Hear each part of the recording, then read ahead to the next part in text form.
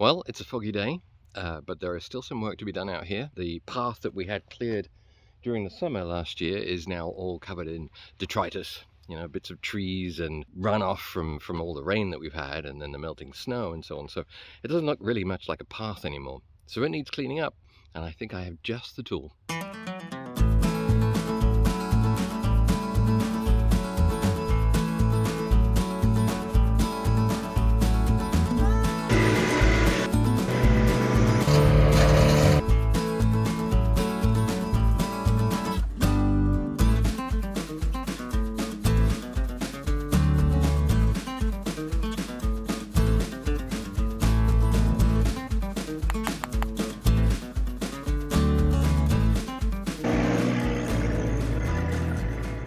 When we first moved in, there was quite a lot of cleaning up to do. The grounds were covered in fallen trees and there were some stumps and things laying around, so we hired somebody. The problem was the bill. And it's not like we didn't expect it. It was in proportion to what the work he did, but at around $4,000 for 2 days' work, we thought that maybe we could do this ourselves, but it would need some machinery.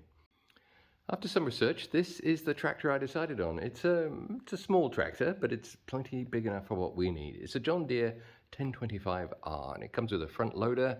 I've currently got the rake attached to it, and we have a backhoe sitting over there on some wheels because it's easier just to move around inside this workshop when we're not using it.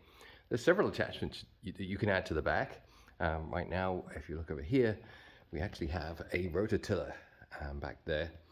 And on the front, down at the ground there, are some forks, and those are really good for lifting things up and moving them around, including things like tree trunks.